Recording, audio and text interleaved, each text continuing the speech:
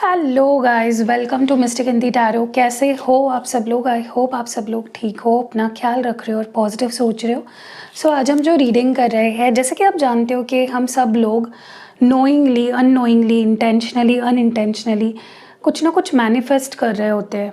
Okay किसी को अगर मैनिफेस्टेशन का मतलब भी नहीं पता है, फिर भी वो अनइंटेंशनली कुछ ना कुछ मैनिफेस्ट कर रहा होता है अपने थॉट्स से। ठीक है, तो क्योंकि हम सब कुछ ना कुछ सोच रहे होते हैं और जो सोच रहे होते हैं वो चीज़ें हकीकत में होना शुरू हो जाती है, राइट। तो आज हम इस रीडिंग में ये देखने वाले हैं कि आपके पार्टनर जिनके भी साथ आप डील कर रहे हो, वो इस वक्त क्या मैनिफेस्ट कर रहे हैं, नोइंगली अननोइंगली। देखिए, ज़रूरी नहीं है कि उनको मैनिफेस्टेशन का मीनिंग पता हो या वो कॉन्शियसली ये चीज़ें समझ रहे हो, कर रहे हो। लेकिन होता है ना कि कई बार अननोइंगली हो जाती है, अनइंटेंशनली हम लोग कुछ सोचते हैं और वो चीज़ें मैनिफेस्ट हो जाती है। और आपको ये भी पता होगा कि मैनिफेस्टेशन हम सिर्फ अच्छी चीज़ों की नहीं, बुरी चीज़ों की भी करते हैं। इसीलिए बोला जाता है कि आपके थॉट्स पे ध्यान दो। आप क्या थॉट्स है आपके, उस पर ध्यान दिया करो, कॉन्शियस रहा करो। अगर कभी आपको ऐसा फील होता है कि मैं बहुत गलत सोच रही हूँ, अपने आप को फिर से रिमाइंड करो कि मुझे पॉजिटिव रहना है, मुझे पॉजिटिव सोचना है, मुझे अच्छा सोचना है, क्योंकि आपके थॉट्स ही आपकी मैनिफेस्टेशन बन जाती है। इस रीडिंग में हम यही देखने वाले हैं कि एग्जैक्टली इस वक्त आपके पर्सन क्या मैनिफेस्ट कर रहे हैं। ओके और उसका असर क्या दिख रहा है आपको अपने लव लाइफ पे, वो हम देखने वाले हैं in this reading. So let's start. क्या मैनिफेस्ट कर रहे हैं आपके पार्टनर अपनी, आप दोनों की लव लाइफ में? What are they manifesting? What are they manifesting in your love life? वो क्या मैनिफेस्ट कर रहे हैं आप दोनों की लव लाइफ में? What are they manifesting? सबसे पहला कार्ड यहाँ पे है go the distance. Okay, mending, orphaned, higher power, happy happy. तो ये कार्ड्स निकल के आए हैं और देखते हैं what is this person manifesting. क्या मैनिफेस्ट कर रहे हैं ये आप दोनों की लव लाइफ में इस वक्त। 3 कार्ड्स निकालेंगे मेजर एनर्जीज़ के लिए। 3 कार्ड्स चाहिए मुझे। सीक द ट्रुथ, एम्ब्रेस और विन और लूज। ओके, यहाँ पे कुछ नंबर्स दिख रहे हैं आपके लिए या आपके पार्टनर के लिए सिग्निफिकेंट हो सकते हैं। 47, 52, 5, 4, 26, 11, 2, 7, 8, 21, 3। ओके, अब देखते हैं कि एग्जैक्टली क्या सिचुएशन निकल के आ रही है। देखिए, सबसे पहले तो मुझे ऐसा लगता है कि आपके पार्टनर ना मुझे दोराहे पे नज़र आ रहे हैं। एक पुश एंड पुल उनके अंदर हो रहा है इस वक्त। कभी वो फोकस उनका आपके ऊपर आ जाता है, इस रिश्ते पे आ जाता है, और कभी उनका फोकस वो एकदम सेल्फ फोकस्ड हो जाते हैं। ठीक है, वो कहीं ना कहीं खिंच रहे हैं, कहीं ना कहीं उनके अंदर एक पुल है, पुश एंड पुल चल रहा है विचारों का। ठीक है, इसीलिए आप देख रहे होंगे कि ये पर्सन कोई भी एक्शन नहीं ले रहे हैं। इसीलिए आपको फील हो रहा होगा कि, या आपको महसूस हो रहा होगा कि ये पर्सन मुझसे दूर दूर जा रहा है, या हम दोनों के बीच में कुछ भी ठीक नहीं हो रहा है। दिस इज़ बिकॉज उनके अंदर एक पुश एंड पुल हो रहा है। ठीक है, वो अपने आप से लड़ रहे हैं। तो सबसे पहले तो मुझे ऐसा लगता है ये person, first let's clarify, go the distance ये कार्ड यहाँ पे क्यों है? Yes, 8 of pentacles. सबसे पहले तो मुझे ऐसा लगता है कि देखिए, अगर इस पर्सन को, इस रिश्ते को ठीक करना है तो उन्हें आपके तरफ आना चाहिए। लेकिन ये क्या कर रहे हैं पर्सन कि बजाय कि वो आपके तरफ आए, वो उन्हें लग रहा है कि अगर वो दूर रहेंगे आपसे तो वो आपके अंदर के प्यार को कहीं ना कहीं स्टर करेंगे। कहीं ना कहीं ऐसा होगा कि वो अगर आपसे दूर रहेंगे तो आपको पता चलेगा कि आप उनसे कितना प्यार करते हो या वो आपसे कितना प्यार करते हैं, विच इज़ टोटली रॉन्ग। अगर आपको फॉर एग्ज़ाम्पल किसी सिटी में जाना है तो आप उसकी बस में बैठोगे ना, तब जाके आप वहाँ पे पहुँचोगे। अगर आप सोच रहे हो कि आपको मुंबई जाना है और आप पूना के बस में बैठ रहे हो तो आप मुंबई नहीं पहुंचोगे, आप पुणे में ही पहुंचोगे। तो आपके पर्सन क्या कर रहे हैं, उनको आना मुंबई में है लेकिन वो पुणे के बस में बैठ रहे हैं, जिसकी वजह से वो बार बार पुणे में जाके टकरा रहे हैं। तो इट्स लाइक ये पर्सन अपने आप को बिजी रख रहे हैं, ये आपके थॉट से भाग रहे हैं, ये अपने फीलिंग्स को झुठला रहे हैं, जिससे क्या हो रहा है ना कि ये पर्सन आप दोनों के बीच में और ज़्यादा दूरियां क्रिएट कर रहे हैं। बट इनको लग रहा है कि मैं सही कर रहा हूँ।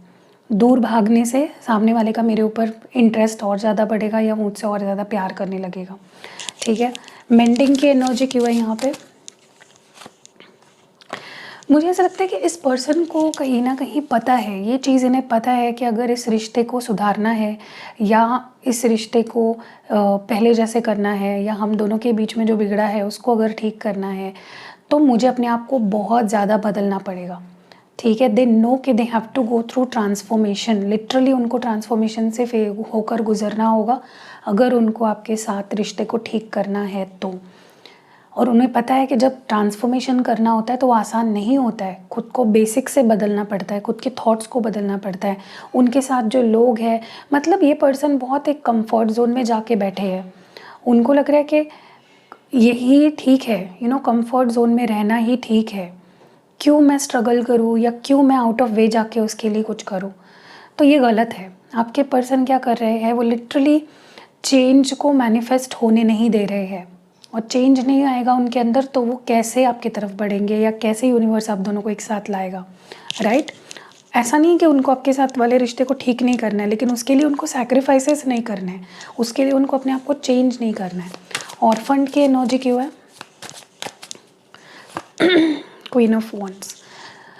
मुझे ऐसा लगता है ये पर्सन ना कहीं ना कहीं इस वक्त बहुत पावरलेस फील कर रहे हैं। उनको ऐसा लग रहा है कि इस रिश्ते ने उनको काफ़ी वीक बना दिया है। उनको ऐसा लग रहा है कि आपकी पावर या आपकी स्ट्रेंथ उनके ऊपर ओवर पावर कर रही है। वो आपकी वाइब्रेशन को फील कर पा रहे हैं कि आप कितने स्ट्रॉन्ग बन चुके हो या आप कितने ज़्यादा सेल्फ डिपेंडेंट हो गए हो, आपको उनकी ज़रूरत नहीं है। या कहीं ना कहीं मुझे नहीं पता कि ऐसा सोचने के पीछे क्या रीज़न है, लेकिन जब भी वो आपको फेस करते हैं या जब भी वो आपके साथ होते हैं वो बहुत पावरलेस फील करते हैं, बहुत अकेला फील करते हैं, और विच इज़ वेरी रॉन्ग। मुझे लगता है कि किसी के होने या किसी के ना होने से हमारे अंदर का कॉन्फिडेंस कम या ज़्यादा नहीं होना चाहिए। फिर वहाँ पे आपको और ज़्यादा ट्रांसफॉर्मेशन की ज़रूरत है, और ज़्यादा एम्पावरिंग की ज़रूरत है। ठीक है, और आपके पर्सन एग्जैक्टली वही कर रहे हैं कि वो आप बिना, देखिए अब सपोज़ आपके सामने कोई बहुत ही पावरफुल इंसान आ रहा है तो आप उसमें से दो ही चीज़ें सीख सकते हो, या तो आप जेलस हो सकते हो कि इतना पावरफुल, ऐसे कैसे।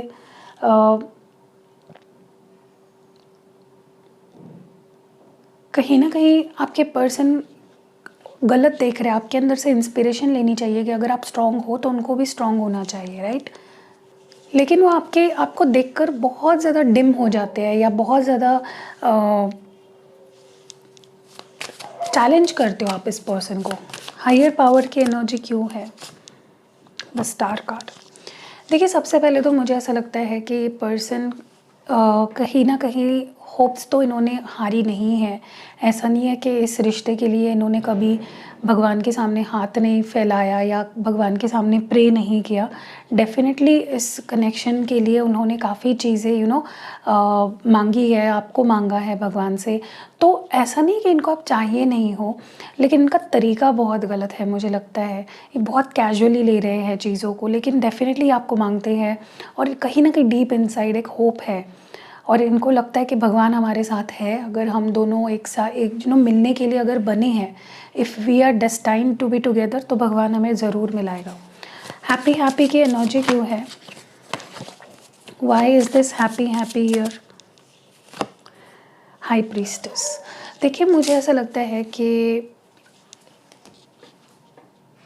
ये पर्सन, जैसे मैंने आपको शुरुआत में बोला, फोकस इनका अपने ऊपर है, अपनी इंट्यूशन को ग्रो करने में या अपनी विजडम को ग्रो करने में और अपने आप को हैप्पी रखने में है। सेल्फ लव बहुत ज़्यादा इस वक्त दिख रहा है। लेकिन एक बात मैं बोलूँ आपको, सेल्फ लव भी अगर सही तरीके से किया जाए तो ही उसका फ़ायदा है। अगर आप किसी को हर्ट करके या किसी को झूठे प्रोमिसेस कर रहे हो, उनको आशे पे रख रहे हो, उनको गलत दिशा दिखा रहे हो, और आप यहाँ पे अपने सेल्फ लव पे फोकस करोगे ना, कभी नहीं हो पाएगा। ठीक है, तो सेल्फ लव भी करना है तो सामने वाले को क्लोजर देना या उसके साथ जो प्रॉमिसेस किए हैं उनको निभाना भी बहुत ज़रूरी है।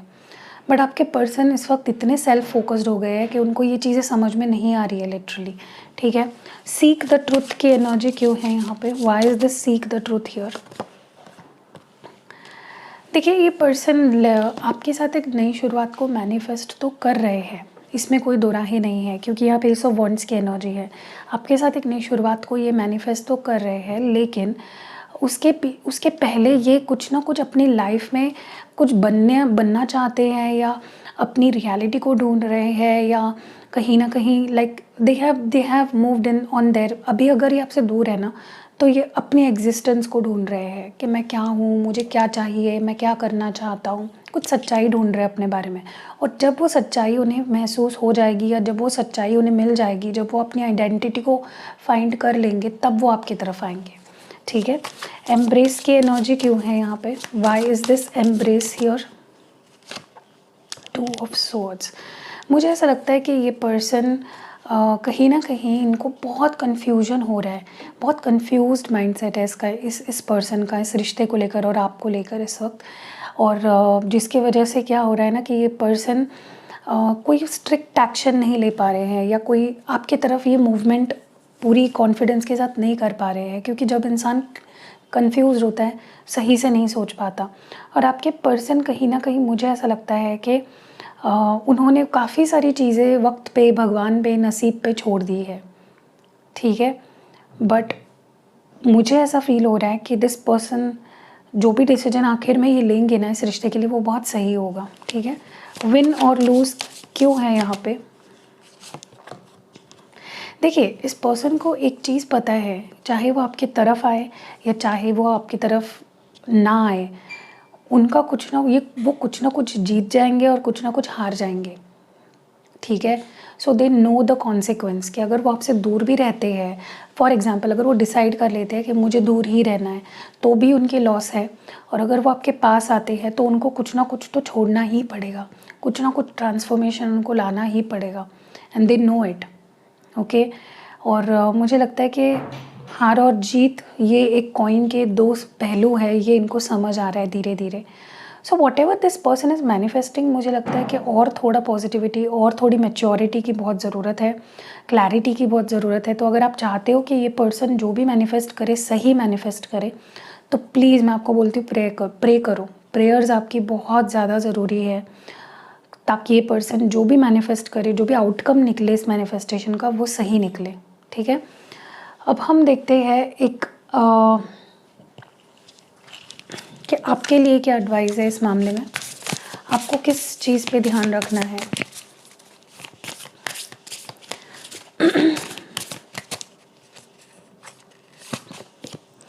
Your hard work is paying off.